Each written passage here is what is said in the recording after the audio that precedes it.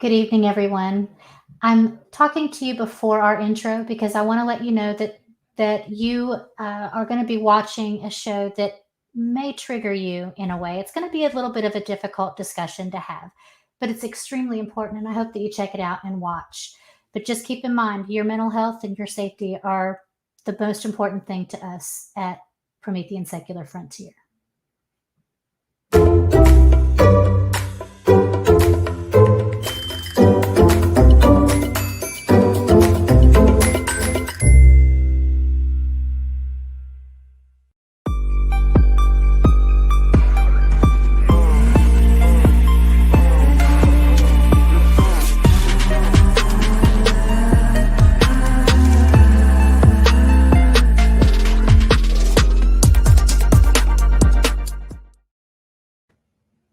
So, good evening, everyone. I'm Sunny Shell, and this is the Crucible on the Promethean Secular Frontier, where we discuss science, philosophy, and reason from a secular perspective. I'm going to reiterate that tonight I need to provide a trigger warning because the topic can be a bit difficult. We're going to be discussing ACEs, which is adverse childhood experiences. We're going to talk about the long-term effects, and in particular, the abuse that the power of religion can have on the way that we process trauma. And we have an excellent guest today. I'm really excited to introduce you to him. We have Chris Smith here with us tonight. And Chris, tell us a little bit about yourself. So my educational background is I have an associate's in criminal justice. I have a bachelor's in criminology, where my focus was sex crimes and crimes against children. I'm currently pursuing. I'm actually going to graduate this semester with my master's in child and adolescent development. And currently, I am a site captain for a nonprofit program that I'm an after-school instructor that works with at-risk youth at an elementary school. Okay, so this, you just really got me excited because that's what my work is. I work in a children's advocacy center. So we work with law enforcement, social services, and so forth on child maltreatment cases. We're like the central hub of an investigative process, but our focus is primarily on the health and well-being of the child through therapy and so forth. We use trauma-focused cognitive behavioral therapy, among other things. So your field is right along my field. So I think we're going to have an awesome discussion today. Yeah, So thank you. the first thing I want to do is thank you for agreeing to come onto the show today. I'm really excited to have you. Thank you. I'm excited to be here. I really appreciate it. So the first thing we I want to do is before we get into the meat of it is really talk a little bit about ACEs or adverse childhood experiences. Um, can you share with us just a little bit about your understanding of ACEs? So, ACE stands for Adverse Childhood Experiences, and those can include things like physical and emotional abuse, neglect, feeling the need to care for a caregiver, right? So caregivers that are severely mentally ill or alcoholic or with addiction issues, and of course things like domestic violence, sexual abuse, being exposed to sexual abuse, knowing somebody else is being molested in the same household, regardless of whether it's happening deliberately to you or not. Sexually inappropriate relationships with adults, and also what is widely termed emotional incest, right? Where parents have unhealthy emotional fixations about the sexuality of their children, right? A good example of this would be like in the movie It, right? Beverly's father is not directly known to be incestuous himself, but he has this kind of emotion. He's definitely emotionally incestuous with his daughter. It's implied strongly that he is, right? So, and of course, the trauma is, of course, kind of a widely contested term, and many people, as you know, will consider their own experiences not to be traumatic because something else happened that was worse to someone that they know. In their mind, worse, right? People like you and I know that worse and better are, whatever's worse is whatever's happening to the child, right? Worse and better are very relative and not useful judgments to make. So many people will think that an experience they had was not traumatic, but trauma is, I think this is a great definition of trauma. Trauma is anything that's too much, too fast, too soon, that's overwhelming, right? And that can be, anything from, you have people whose parents didn't hit them, they screamed at them a lot, right? And they didn't, after a while, they kind of just learned to go away in their head when they were being screamed at. So they don't consider that to be very abusive, but it certainly is. And many of these people, of course, also, as you know, couldn't conceive of treating their own children in the same way. Right. Right. Absolutely. And, it's important to note that a lot of these parents that are doing this, or caregivers that are doing this, experienced trauma themselves that was unresolved. They didn't receive any interventions. So we tend to do what we learn unless we have learned another way.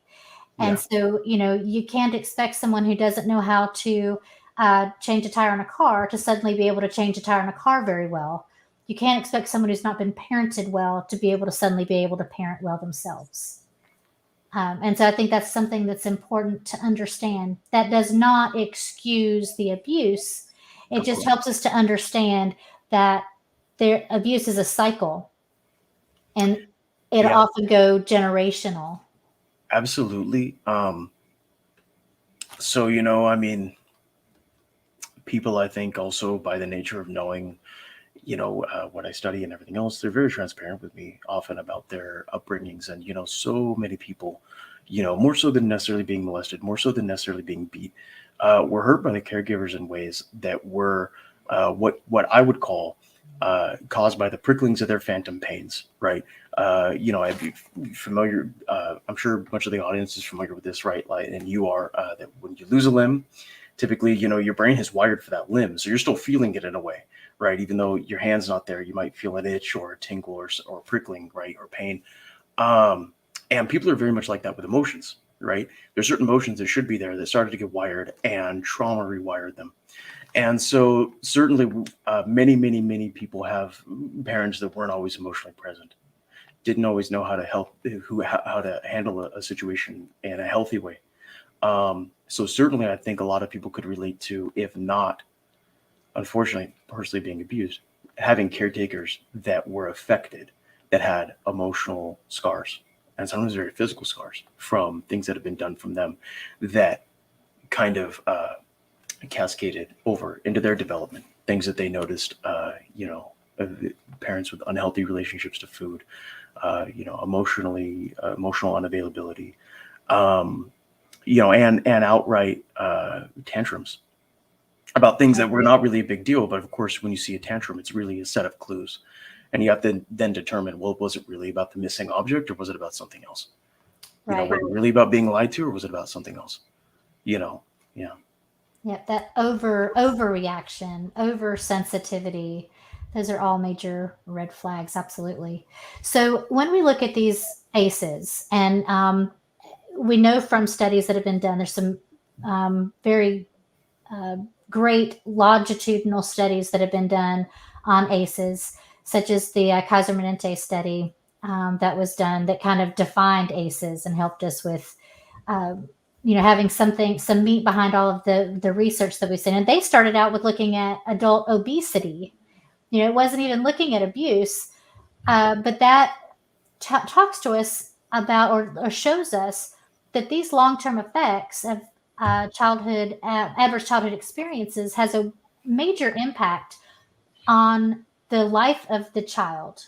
So we see the effects in adulthood, which translates into social and economic and cultural issues on the life of the child. Are you hearing me as well? Adulthood.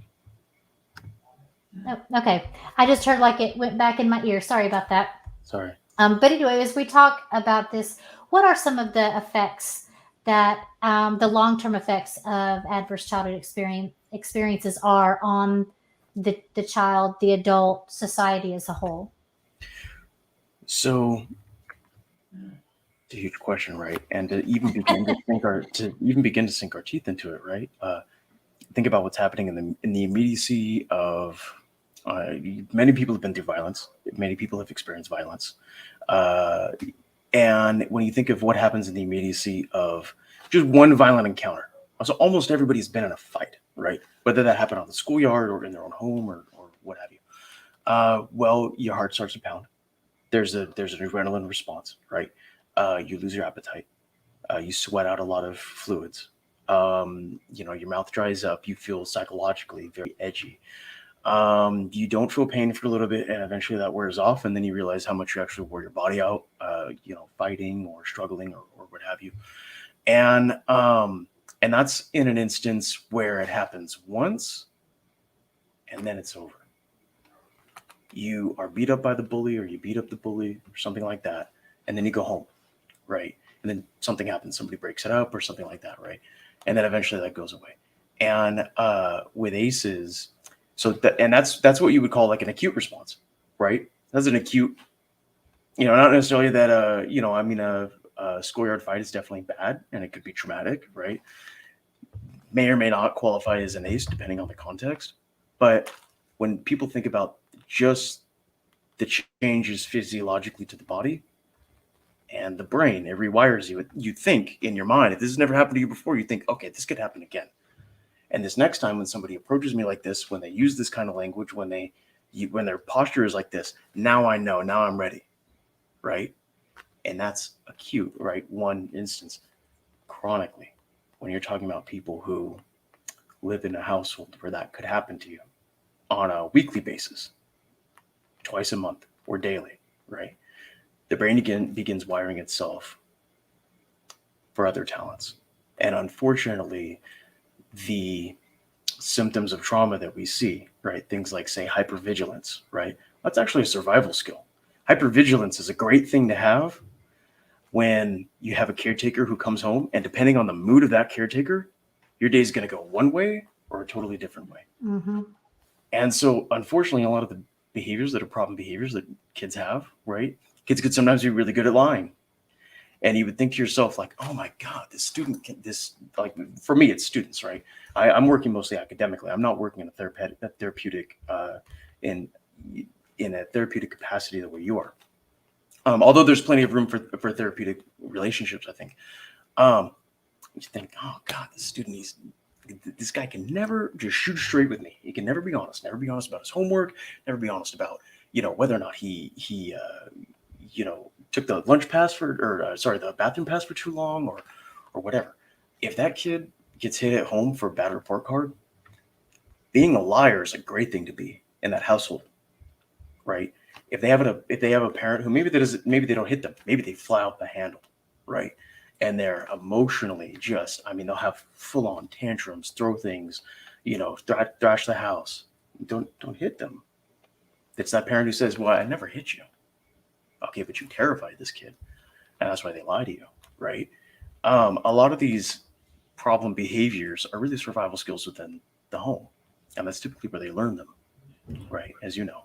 Absolutely. Yeah. And one thing we talk about when I do presentations in the community or things on this topic, you had a really great way of saying it. It's like if you are running across a busy highway, you're trying to get across really fast, and you run in front of a semi, and you go, it's like, oh my God, you just know you're going to die. You just know you're about to be smashed. The truck comes up, it stops right in front of you, and you're like, oh my gosh, okay, I survived, and then you move on. When you're in a state of chronic trauma, it's like you're constantly having semis doing that to you all day long. That becomes your norm. And so when you're constantly in that state of hyper awareness and that adrenaline rush that never goes down, it physiologically changes the chemicals in your brain, change the neural pathways in your brain, because you're constantly in a state of hyper vigilance and adrenaline that never goes back down. So your body never has a chance to recover from that.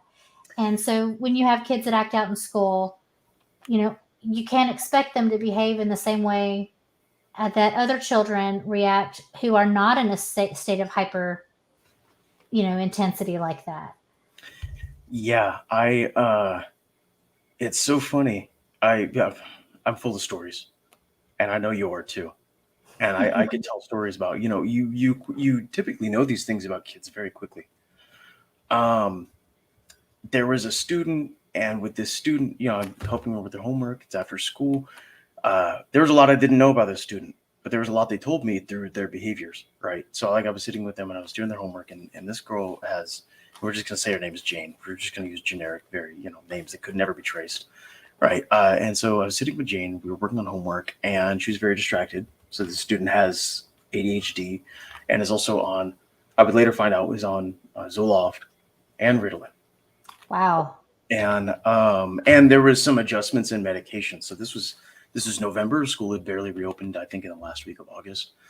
And so also these kids are still getting used to being around other kids that aren't in their family, right? And she was sort of tootling around. I said, Jane, let's focus on this, okay? And she was like, okay. First thing I had said was, here, let's read this question together. And she was like, she did exactly this. She was like, I can't I can't read. She's in second grade, right? And I think they had to make a call, and the call was we're widely not going to retain kids who didn't get any actual instruction throughout the school year, right? Right. Through from 2020 on. And I think out of all the calls you had to make, that wasn't the worst call, but it has its consequences, and one of the consequences is second graders who can't read, right? So I was like, that's okay. We'll go over this together. And then when I got her back on task, she was like, "Are you mad at me?" And I said, "No, I'm not mad at you." And I was like, "So let's read this. Here we go." And then she was like, "Okay, but are you mad at me?"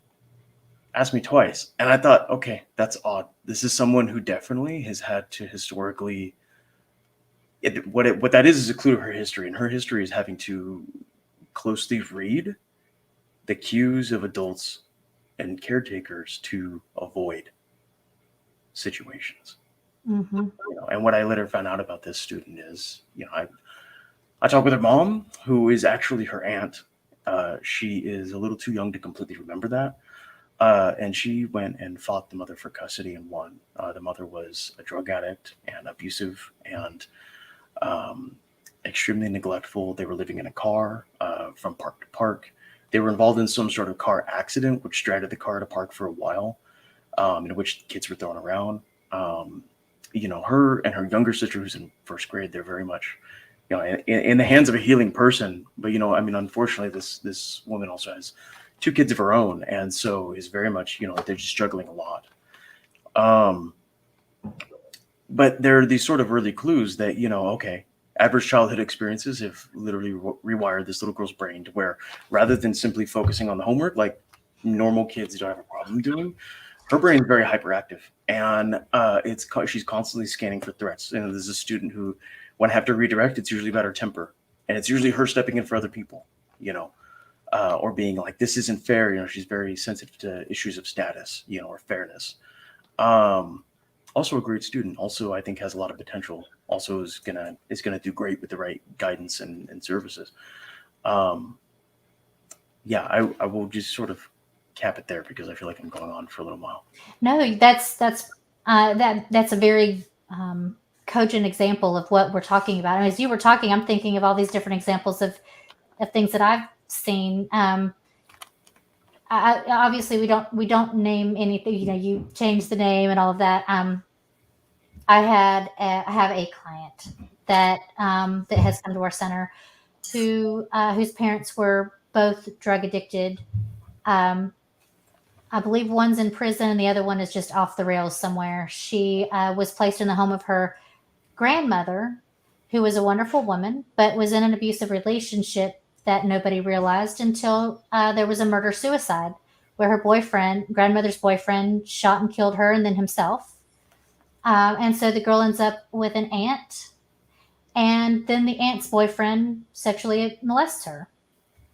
And the aunt is like, I'm not putting up with this. She, made the guy leave, and she's doing everything she can for this little girl. But now we're talking about levels of trauma, multiple forms of adverse childhood experiences. Her ACE score is off the chain. And yet when we go in and do an assessment, she doesn't, in the assessment that we do, she doesn't rate on the scale for PTSD at the rate that we would think she would, because it's her normal. It doesn't feel like trauma to her or, those traumatic symptoms, because it's all she's ever known, and she's too young to have any other life experiences to compare it to. that doesn't mean that we don't do what we need to do. We still end up doing the trauma focus just as if she was highly rated, because we know that she should be highly rated. We just have to try to give her those skills now before it becomes an issue as she gets older. It's unbelievable what we see with these kids. So, Yeah. as we look at these, and then, we have these kids, we're talking about these kids and what they experience. How does that then translate for adults when these kids, if they don't receive proper interventions, what does this mean for them as they become adults? Not just in emotional and relationship wise, but what are some the other effects, long term effects of ACEs? Yeah, absolutely. I'm sure you're familiar with Dr. Bruce Perry and the book "The Boy Who's Raised as a Dog," which I read. If I don't read it back to back, I at least skim it multiple times a year. Um, I think out of any book I could ever recommend, there would be like A Field Guide to Lies, and then that one, especially for anyone who has the stomach, because some of this stuff is very difficult to discuss. And if you've been through any of this, looking in a mirror is not easy for people when they've had to sort of repress or set aside processing some of these things to sort of to put it in a place where they can, function throughout life. And Bruce Perry talks about how states become traits, right? That the brain is very use dependent, and if you're using it, whatever you're using it for more of, is whatever it's going to build towards, right? And when he talks about states become, this is like my example with the schoolyard fight, right? Well, imagine living that every day, and then that just becomes simmered into who you are as a person, right? The way you carry yourself, the way that you view any relationship, be it romantic or a friendship or acquaintanceship, professional life, as you get older. Um, and how that becomes hypervigilance. Not only a kid who's ready for conflict when conflict arises, but a kid who expects conflict. Those are two very different kids. Yeah. And the the interesting thing about that whole paper, states become traits. I think the first time that was published was 95. I could be wrong, but that's been built on a lot since then.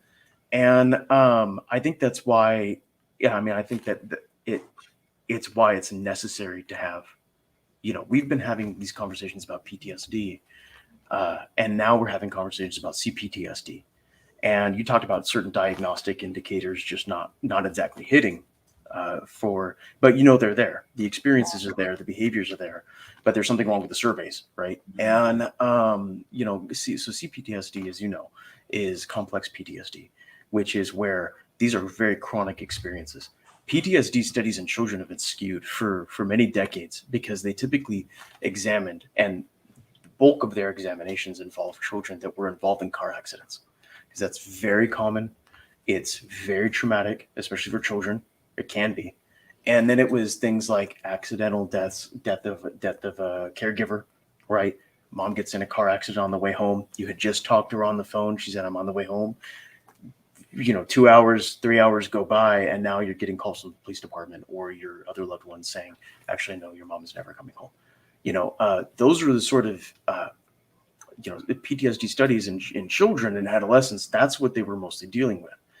And now the culture has changed so much to speak about these things a little more openly, and that will tie into religion as we go on. And now we're having to re-examine. Well, actually, a lot of the kids who might not score for PTSD actually have CPTSD. The situation is worse.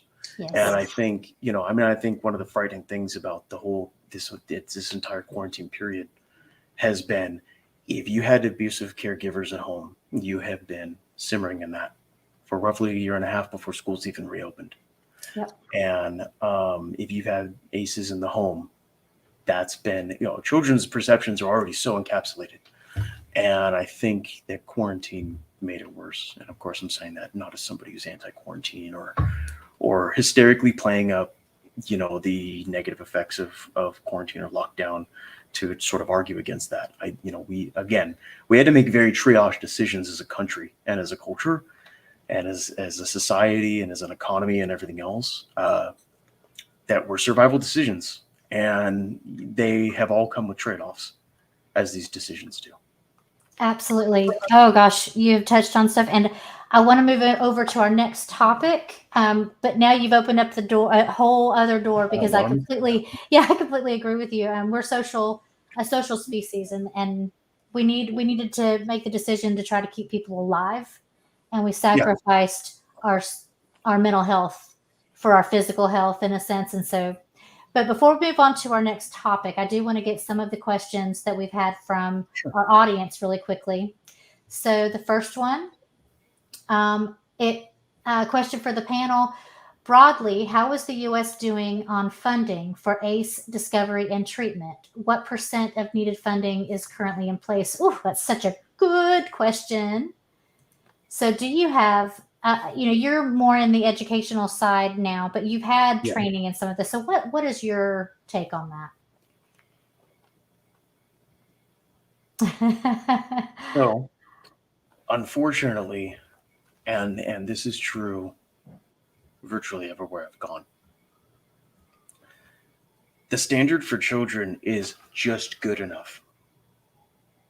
It's so minimal, and yet, I'm very fond of the saying.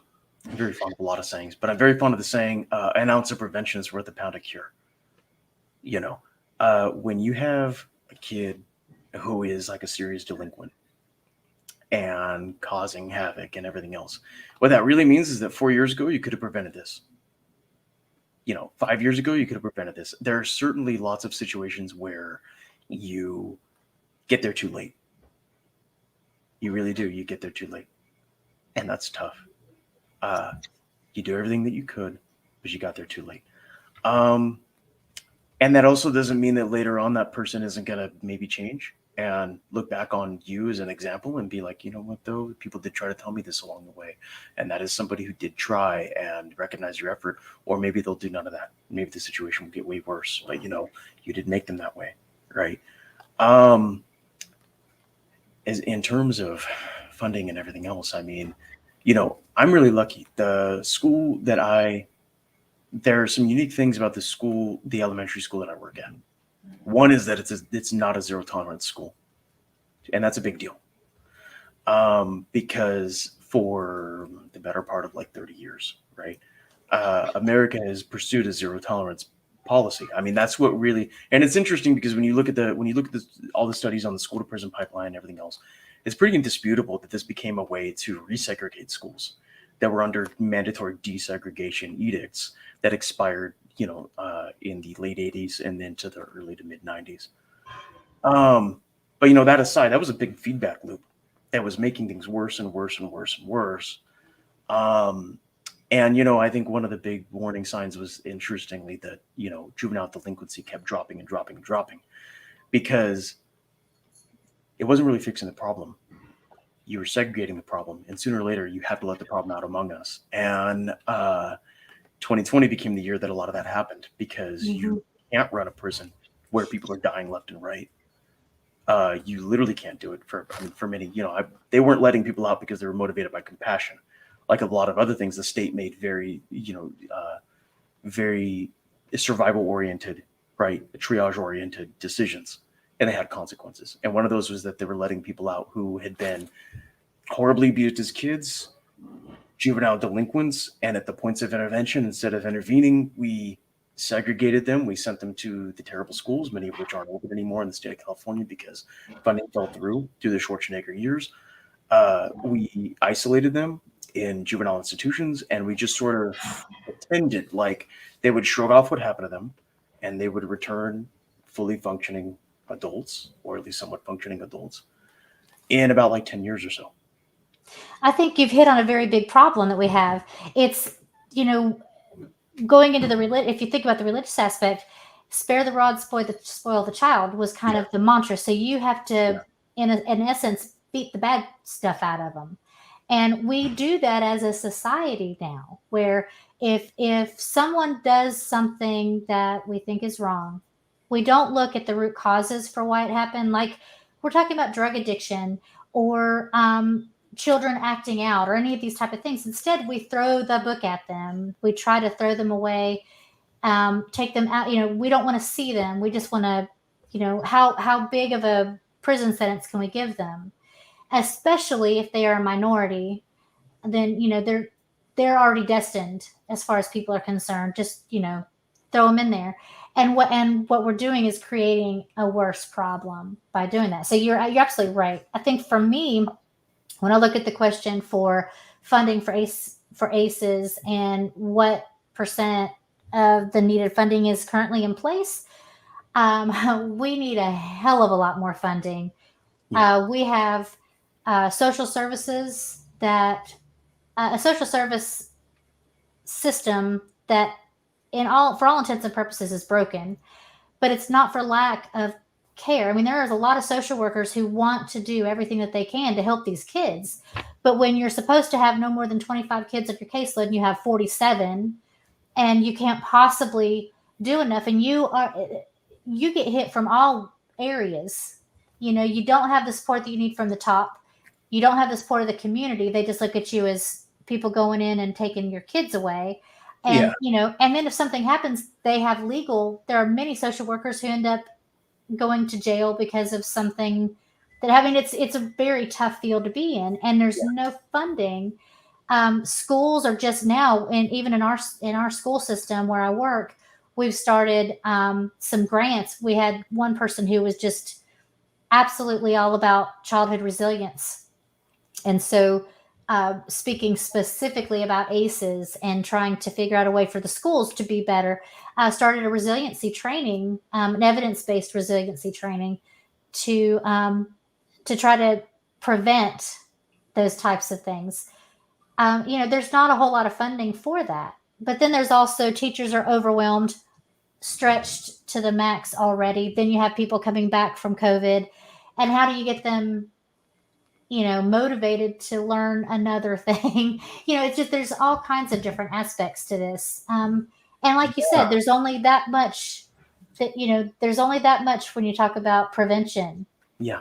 People don't want to talk about prevention. They want to talk about downstream, unfortunately. Yes. And you know what? I think I could have so many multi-pronged, building off of what you're saying. I think we also pursue I think far from pursuing things that are more evidence-based, we tend to pursue things that are the cheapest. And a good example of this is restorative justice in schools. Restorative practices are great, and I love restorative practices. I use them a lot. I'm far from the strictest adult. I'm definitely like the enforcer, the disciplinarian of the tutoring group that I work with. But kids never come away feeling that judged, and kids do tell me a lot as well about their lives, and they know that I'm a safe person who's not going to be judgmental. So restorative practices are great. I utilize them a lot. Restorative justice, like the circles and everything else that they're encouraging.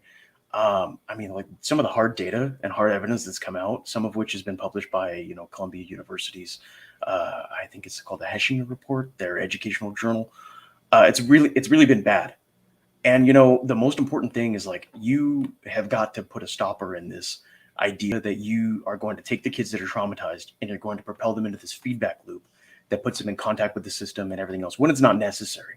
I'm not saying that it's never not necessary. I'm not saying there's never a situation in which it's appropriate to try a minor as an adult, although that's something that generally I'm against. And I generally think that idea doesn't fly. But when you're looking at, so you're in the East, and I know that things are probably a little different there, but in California, if you're an educator, your number one enemy is secretly behind the scenes, the prison industrial complex, because they know what they're doing. They will underfund, they will lobby against, investing in your infrastructure, because that ultimately means less business and less profit for their infrastructure. You really have competing economies here. And I feel like in the state of California, judging by how much we spend and the results that we get, we're building more prisons than universities here. It's one of the contradictions of California that we were talking about a little bit in the pre-chat, right? Is the idea that everybody agrees that we're this, humanitarian blue state and everything else, very liberal, very compassionate, and we incarcerate people hand over fist, and have been doing it since Reagan was governor here. for a long time. And every time there's a little bit of pushback against that, you see the voices come out of the woodwork to, speak loudly against that. And we could certainly be a state that incarcerates people out of imperatives and makes serious judgments about who does and doesn't deserve to be incapacitated. We could incapacitate certainly these people who are harming children and incapacitate them indefinitely from society. And that would pay off a tremendous amount, but people aren't looking at this in the investment angle. I mean, I feel like they're not looking at this realistically. Like realistically, you have to understand, like there's that whole prison industrial complex here that's actually undermining our educational system. It's no longer just, well, we didn't invest in schools and now we have to invest in prisons. No, they're actually undercutting what the educational system is trying to accomplish, which is so frightening. They're extremely upset that there's been this huge backlash against zero tolerance, and they're desperately trying to maintain their profit margins. Right. Yep. So speaking about all of that, one of the comments that I saw in the chat Sure. was how conservatives tend to be more punitive. So then you take into consideration there. Thank you. Put it up on the screen there. Conservatives, Christian conservatives take over school boards. So more problematic child behaviors will be, quote, resolved by punishment and expulsion rather than proper treatment. And I completely agree with that. And that's a very nice segue into the rest of our discussion. And I want the people in chat to know we will try very hard to get to your questions. There's some great questions. I just want to get into kind of the meat of what we wanted to talk about. That was a great base, a foundation for this. But I want to talk about religion and trauma. We have all of these different things that we've talked about. How does trauma, when it's coupled with religion, how does that impact children, and how are we seeing religious-based trauma? I mean, religious created trauma. So this is where I definitely, I hate to sound biased here, but I guess I'm in the company of people who will understand. This is where I trust secularists and atheists a little bit more, because they tend to see a little bit clearer the dynamics of power. I think it is sometimes, at their worst, they have sometimes some blind spots about power when it comes to the state versus religion. But that aside, I will say that definitely religion is predicated on the abuse of power. It's predicated on all of these horrific myths and horrible fables and horrible moral teachings that are extremely authoritarian. And I think what we have to pivot to be, for a lot of reasons, to be realistic, to be compassionate, is something a little more authoritative, right? And when you're talking about, I'll give you an example: the doctrine of forgiveness. Obviously, cheap grace for cheap wrongs. Certainly many people have had caretakers that have been drunk and said things, that have said things out of extreme, being triggered, extreme emotional reactions and things like that. And those are forgivable things. There are people who were like, well, I was whooped because my dad was whooped, and that's really all he knew. That is really 100%. That was him firing on all cylinders. That's how he handled it. Not how I grew up, but many people have this experience. And those are things that are forgivable to the extent that that you are going to hear from the person who harmed you. I'm sorry. It was all my fault. It wasn't your fault. And not only is it not ever going to happen again, but I will make it up to you. Until you hear those things, they should not hear from you. I forgive you. Right. But what religion does is it has inherently this concept that people can abuse you for your own good. You have in the comments section here, which I've only taken glances at because we've been on a roll here. Mm-hmm. Spare the rod, spoil the child. Right. We talked about that a little bit before, and how punitive that is. What that lends itself to is also the people that not only are you abused for your own good, but that the obligation is on you to forgive the abuser. And that's something that actually allows a lot of abuse to continue. You know, a lot of people who, for instance, are predatory pedophiles, upon full disclosure, okay, you're finding this is not the first person they've ever molested. This is not the first person whose trust they abused.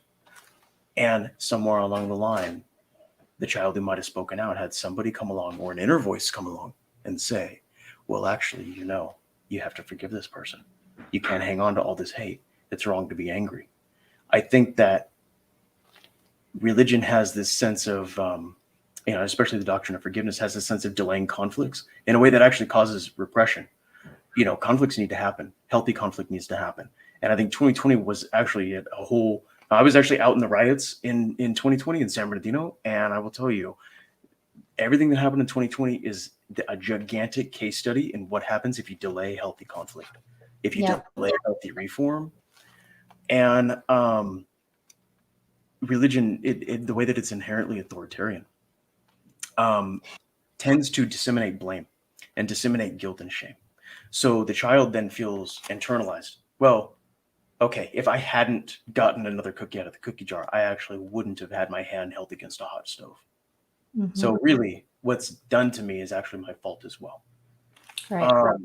And people internalize that. I could tell you there were 3. So for my senior thesis, I did religious exemptions to child neglect, abuse, and negligent homicide. Right. And I will just briefly, because I don't want to eat up all the air in the room, I will just briefly tell you what each leg of the project involved. Along the Bible Belt, in many red states, religious daycares have exemptions to state oversight and exemptions to a lot of the state standards. So you have 40 kids, 4 staff. One of the kids walks off, they fall into a fountain of holy water, they drown. Right. You have another kid who dies of, they were left alone in their crib. They rolled over, they suffocated. Right. You have these sort of path of least resistance. This will happen eventually if kids are unattended. But then you have these other things where, workers at one daycare engraved Bible verses into a paddle, and they were paddling kids who were misbehaving. You had kids who were locked in closets and left to urinate on themselves. You have kids that were neglected, left in high chairs, screaming and crying, right? Babies. The elimination of those standards are there for a reason, right? Of course, we would love to believe that every single person who's going to work in the child services industry is going to be honest and diligent and capable and well-trained and know what the right thing is to do. But the reason that we have regulations is because we don't just rely on people's goodness. And unfortunately, that's what the parents of those dead kids did. They relied on their goodness. Their own words. I thought that they were good people because they believed in God. Mm-hmm. And so the absence of those standards, was everything. You had people who were untrained and unqualified and believed that. Spare the rod, spoil the child. Mm-hmm. And it led to injuries and neglect and all these and deaths and things like that. Second leg of the project, Jehovah's Witnesses, the Watchtower as a corporate organization, has systematically concealed child sexual abuse, not just by its own church members, church officials, I should say, but by its congregants. They have exploited, and especially in California, one of their HQs is in Santa Monica. They have exploited, especially in California, clergy penitent privilege, and they have actually just on their own expanded that to include anyone in the congregation. And they have, the way that they handle this, just to briefly encapsulate what it's like. You accuse somebody within the congregation, again, not necessarily a church official, but just within the congregation, of molestation or rape. They hold an internal panel, and it's a panel of elders, and you go before the elders, and you, as a child, you're allowed no one else with you. You have to accuse them, and then if there are no witnesses, right, to what happened, which there are almost never witnesses to sexual assault by its predatory nature, the other person who is accused has the chance to respond to you. If they say it didn't happen, they're using a biblical standard of proof, which is at the word of two or more men will something be held to be true, right? I'm doing a lot of encapsulating and streamlining here, but that's the long and short of it. If the person says, yes, I did it, I did these things to you, they consider that person an excellent candidate for redemption. There is something pathological that we have to address as a society about the narrative of forgiveness and redemption, because it is most often imposed on situations that it has no business in. Absolutely. And the third leg of the project involves religious negligent homicide fatalities, right? So Fellowship of Christ Church out in Idaho. I actually were originally in Oregon and Washington mostly, but Oregon and Washington changed their laws. I will just, I hate to just read anything because it's not very engaging, but I will tell you this little snippet. In 1973, the Child Abuse Prevention and Treatment Act was being drafted, and this is an interesting story because it ties into these people who are just historically such villains. Two Nixon White House aides used their considerable influence to implant religious exemptions into the legislation, thus making state acceptance of federal captive funds, that was child abuse prevention and treatment funds, contingent upon their inclusion of the statutes. And a bizarre twist, these two men chiefly responsible would become known as some of the most infamous criminals in the history of American government. They were the Christian scientists H.R. Haldeman and John D. Ehrlichman, who were fated to be incarcerated for their role in the Watergate scandal. Reacting to several cases in which Christian scientists were convicted for faith-healing deaths and responding to outreach by congregation members, they acted to cement their religious dogma into our legislative landscape for decades to come. Despite the rising backlash against religious exemptions and the abolition of the exemption mandate by the Department of Health and Human Services in 1982, many of these laws have endured to this day. So that's the long and short of how we ended up with those religious exemptions in the law. And it has been, no pun intended, a hell of a time for the state legislatures to have to go in and individually pick out those pieces.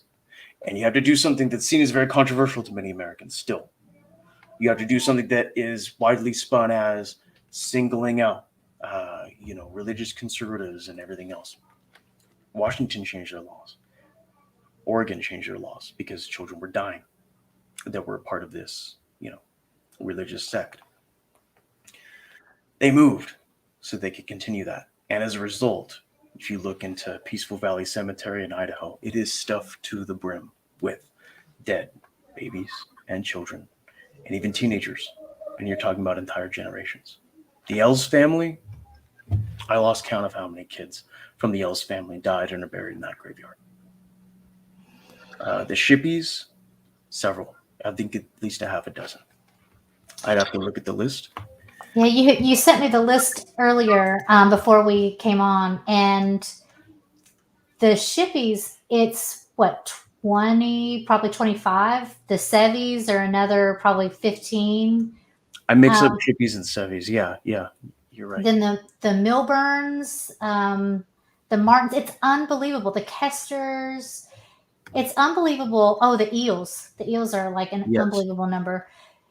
And it just keeps going and going. Families who have child after child after child, any other context other than religious, and they would never have been allowed to even have additional children. Their rights, we call it TPRing, when a parent, a person, it goes on they've lost their parental rights, terminated the parental rights, and then they get put on an IRL list, which means that they cannot adopt kids. They can't be a foster care parent. They're kind of blacklisted in a sense. And then we have those that are so chronic with kids that DSS immediately starts looking at them when they find out that they're pregnant again, and so any other context, there would have been some type of intervention. Yeah.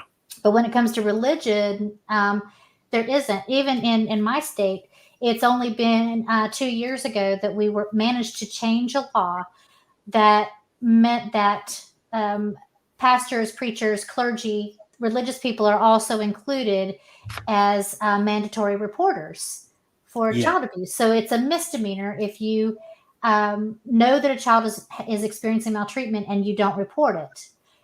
But the Yes. second side of that is actually enforcing that law. It's difficult for in a small town where everybody knows everybody for the police chief to go after the biggest pastor in town, for a misdemeanor charge for not reporting child abuse, when the entire congregation will say that's not abuse, that is a parent, doing what they need to do. We need to stop having people involved in these people's lives. It's, what goes on behind closed doors needs to stay there. Yeah. It's a family issue, right? Exactly. So it's a Um, difficult thing. yes, yeah, absolutely. And it's funny because people, I think we've lost some perspective. And again, this is where I do trust secularists more to take a raw look at the dynamics of power, because here you see it very plainly. So how many kids again had you said were in you don't have to say exactly how many kids, but it was many in the Sevi family, right? And Yeah. here I have a quote from Daniel Sevi, who's one of the most outspoken voices in the Followers of Christ Church in Idaho. He says, "We believe that pharmaceuticals and medicine is a product from Satan. Proof can be found in one of the lost books of Enoch. Those who imbibe in those things will not attain a home in heaven. We do disagree with medicine, believe that it puts our very eternal lives in jeopardy. Our goal is eternity. It isn't here." And that I feel is not only so, unfortunately, there's a sort of pretense that I think a lot of people have who are otherwise well meaning, often very, yeah, translation, children of property. Yeah, absolutely. Um, I think there's, people who are otherwise well meaning, who are otherwise probably pretty progressive and pretty liberal, sort of have an unconscious way of thinking where they think if only they knew better, they'd do better, right? No. You've seen it, you've looked it in the face for what it is. Now we have to make a decision, and the decision needs to be severance, because what you are really looking at are unchallenged, pernicious vectors of social harm. And looking at it from, in criminology, there's a perspective called social pathology theory. Looking at these things, do you allow people to continue traumatizing kids when you know that ultimately that subtracts some amount of capacity from them? No, it's dangerous. The entire war on drugs. I think 2020 had to force our perspective about a lot of things, and I think it's frustrating because some people I think still don't want to see. Um, the entire war on drugs has been a war on people who are heavily traumatized and victimized. It has overwhelmingly not been successful in dismantling anything resembling the root of the problem, because the root of the problem is trauma. The root of the problem is not these guys that you would see on Miami Vice 40 years ago when that show was running, who were just the, cokeheads who were irredeemable. They were part of the system and everything else. Prohibition, prohibited industries have engrafted themselves into the dynamics of the state, just like prohibition. It's not that different.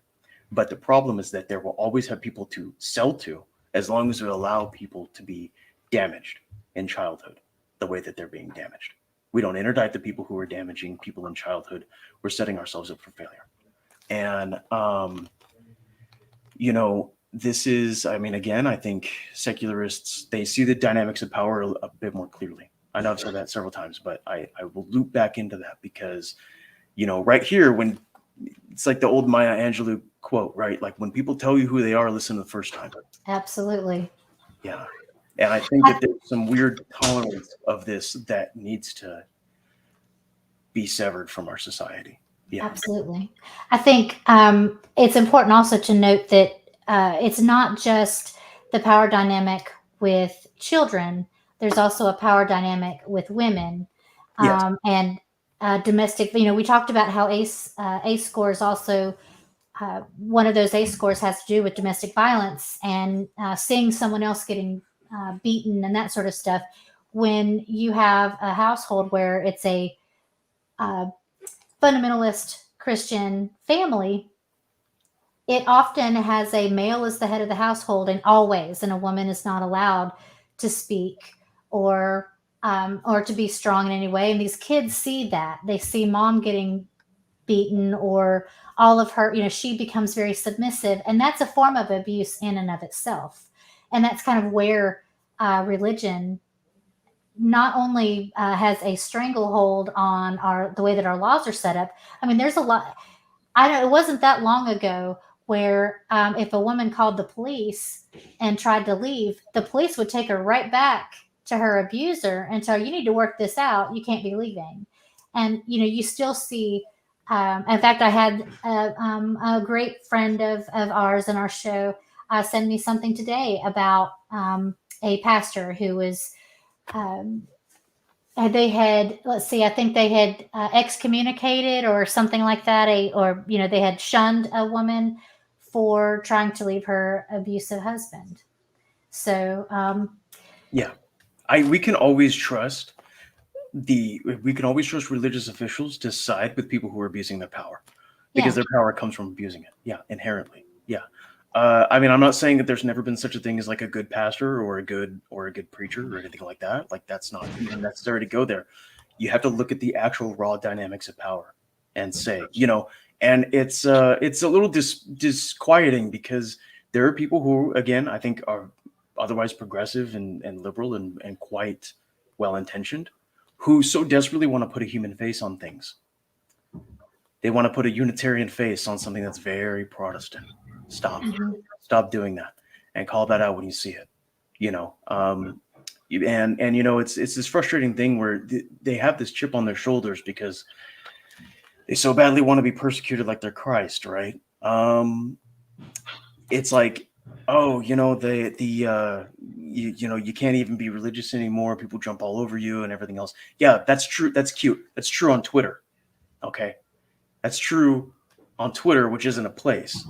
In actuality, we're looking at graveyards that are stuffed to the mall with children because of the privilege that religion has carved out, into this kind of abscess into our society. And that's what it is. And when you look at situations like the Catholic Church applying and even suing the federal government for their portion of coronavirus stimulus loans, the Paycheck Protection Program loans, right? And then turning around and giving that money, basically bailing out churches that were bankrupted because of child sex abuse payouts. I'm sorry, you're fundamentally, and in the context of ACEs and everything else we've discussed, you are so fundamentally undermining society. There is no possible way we can allow something like that to stand and think that we're going to have anything resembling a civilization come 20 years from now. There's just no way. And I think that, and I really am a stern and firm believer that in tolerating the abuse and neglect of children, we are digging our own graves. Yeah, absolutely. Yeah. I know we've already gone past the hour, and we're just barely over the hour mark, but we do, and I want to be very respectful of your time. Would you mind answering just a few questions from our audience? Would that be okay? Yeah, that's fine. Okay, so I think this one is so important, and I harp on this at work all the time. So how does the research as far as ACEs and all of this impact you as an individual, professional, and or community member? I think that's an extremely important question to ask. It's a great question from someone who's really brilliant. It's a good question. Let me try to sink my teeth into it. How does it impact me? Well, I will tell you that I am one of those children who has had some ACEs in my life. But what I had that I think helped me navigate many of those things was this. When I shut my door, when I got home, when I shut my door and I turned my lock, whether I was at my mom's or my dad's, I knew that I was in a safe place. And that is something they did not have. To be very transparent about my own family history, every single woman in my family on both sides was sexually assaulted. Most of them, the vast majority of them, by people who were tyrannical patriarchs within the family. And the only person who has that has not happened to is my younger sister. And that's the only person. When you talk about breaking generational curses or being confronted with the ghosts of what you've inherited, really, that's I think what I've studied has definitely helped me process those things. When you have parents that can't stay still, alcoholics, or dissociate a lot, because of these things that they were never given the vocabulary to express. My academic work has led me to a lot of answers, even more questions. But it's also taking a hard look at these things, and them hitting so close to home has imbued me, I think, with a greater ability to understand kids where they're at, and also a greater dynamic of the grasp of grasp on those dynamics of power that we talked about.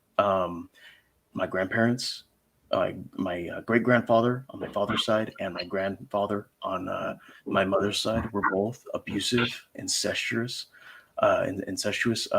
tyrannical sadists, and they were part of that old guard. They were part of that old. They were at church every Sunday, and they were godly people and beloved by the community and everything else. And I wouldn't, and I knew them. And that was the other thing, was that I knew them in life. I was very young. I was 4 when my great grandfather died, and my grandfather died in 2020 of COVID, actually, and it couldn't have happened to a nicer guy. That's something I would have thrown a party for, except COVID and everything. But those experiences, hearing the stories from the women in my family about the way that things were, equipped me with a lot of skills to recognize these situations in other people. Recognize when I could look and see the clear lineage of scars from that to my mother. Yeah, and I will tell you that not only did it make me more understanding, it made me more angry on her behalf. And also, it was something that all parents have failings, right? But whatever failings there were, I could see. Okay, I see now. You didn't have the work.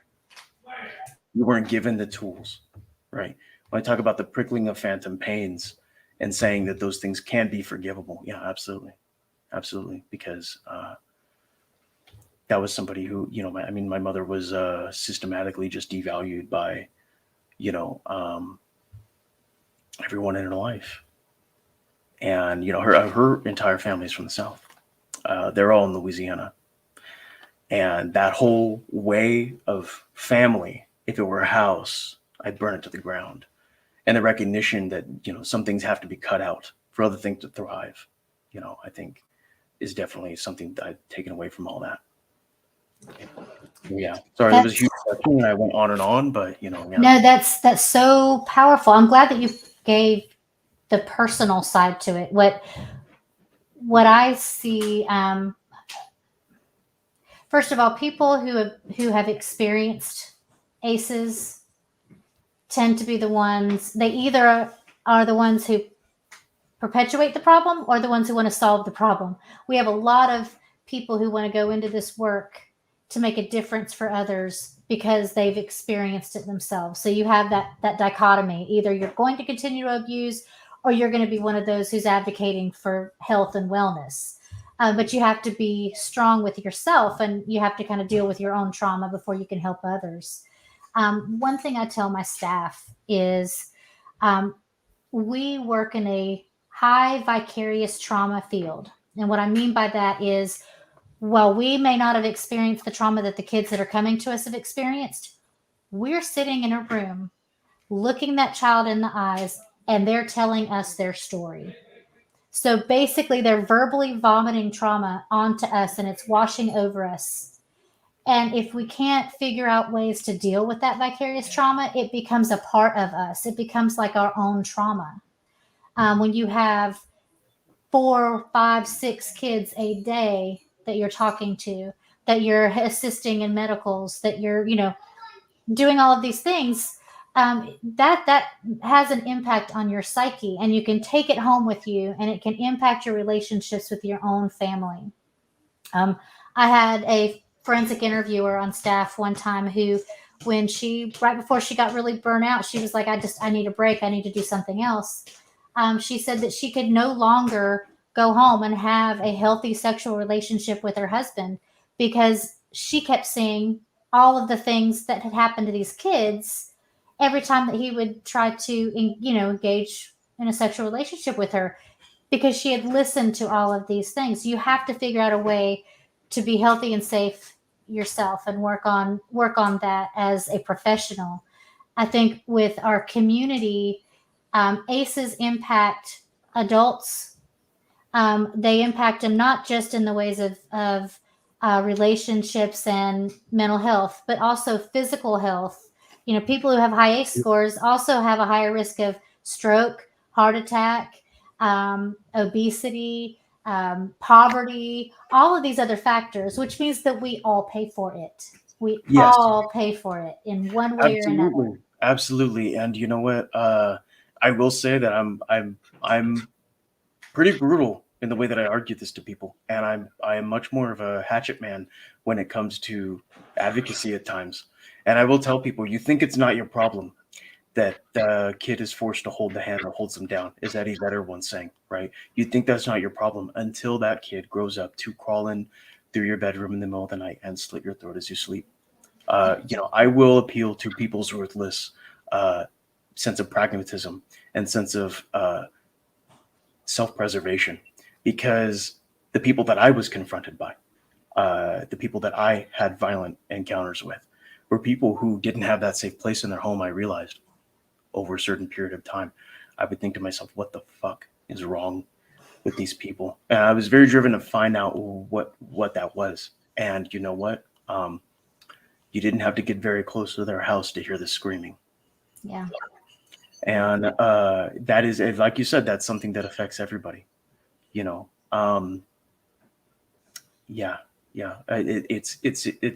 it's above all things in our own best interest. Hate always appealing to that, but you know, out of all the appeals you have to make, I don't think it's the worst one you can make. Yeah. Because any idiot can understand. Absolutely. Yeah, like And this is you're literally digging your own grave, and you're asking us to help you by neglecting kids like this. Yeah. absolutely. So I have one more question for you that I think is an important one that came from Cat the Humanist. Can you come back on as a guest? Yeah, you know what? I would never. Some people have told me, "Oh yeah, you should do a podcast or something like else," and my answer is always the same, which is I would never subject myself. I would never subject somebody to me for like the period of time that a podcast is. But could I come on and kind of fuck up your podcast? Yeah, 100%. Yeah, I'll come Well, back. you have been awesome. And I don't know if you saw this in the chat, but there was a whole discussion earlier about how you kind of have a Keanu Reeves vibe going on and that you'd make a great Batman. So I'm just That's saying it extremely might be, sweet.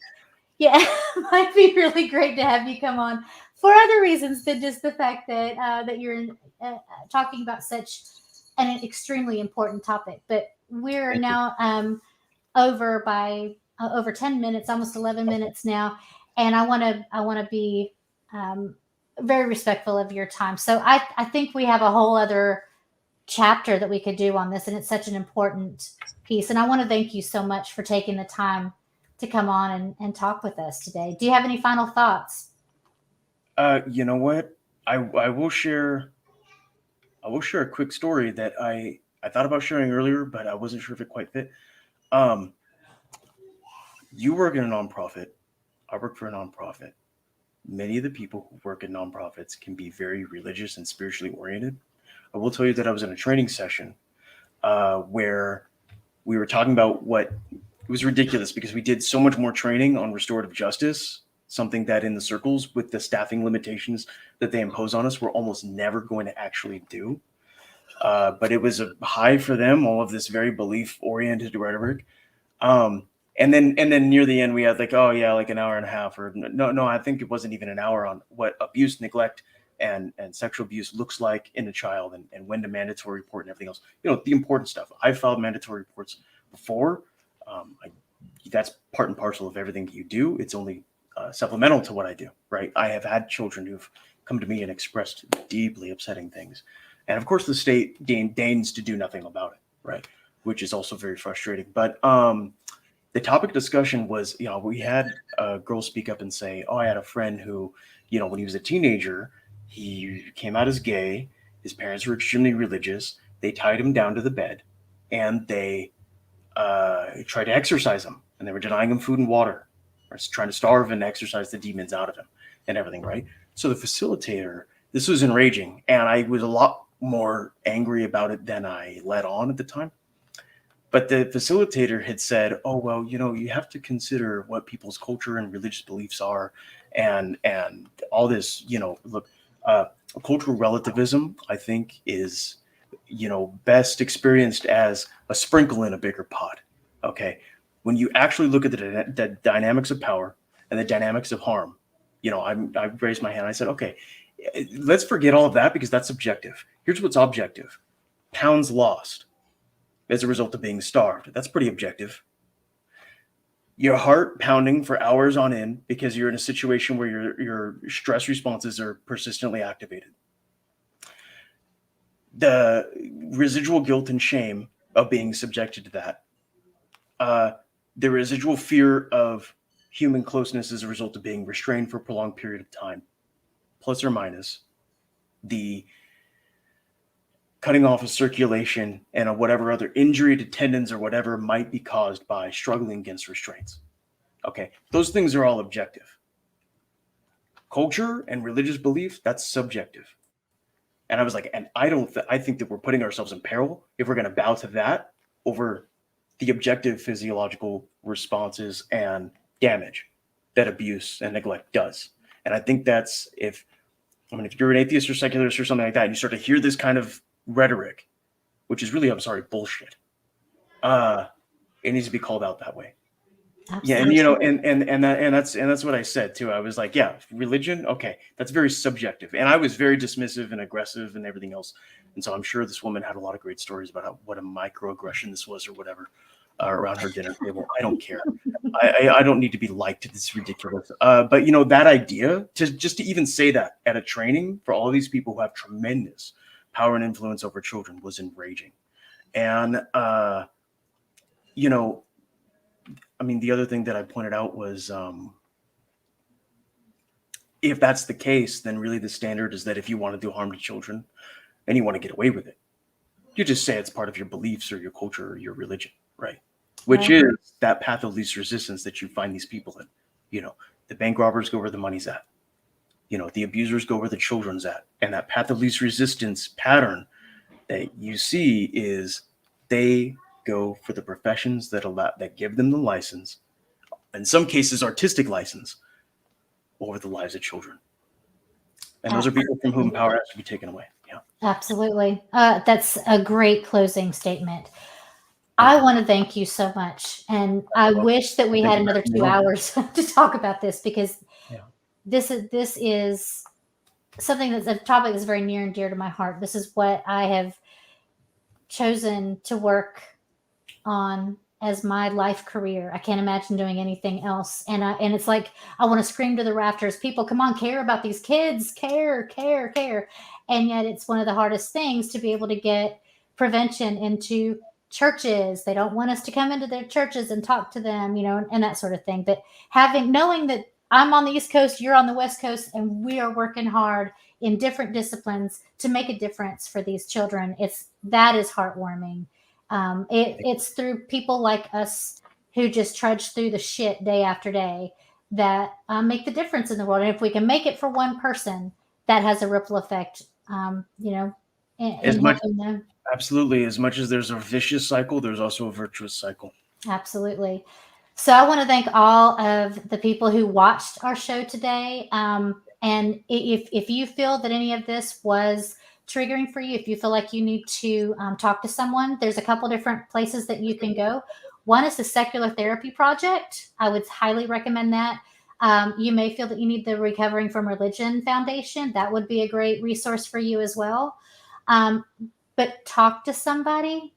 Try to find someone who can listen to you and give you the resources that you need.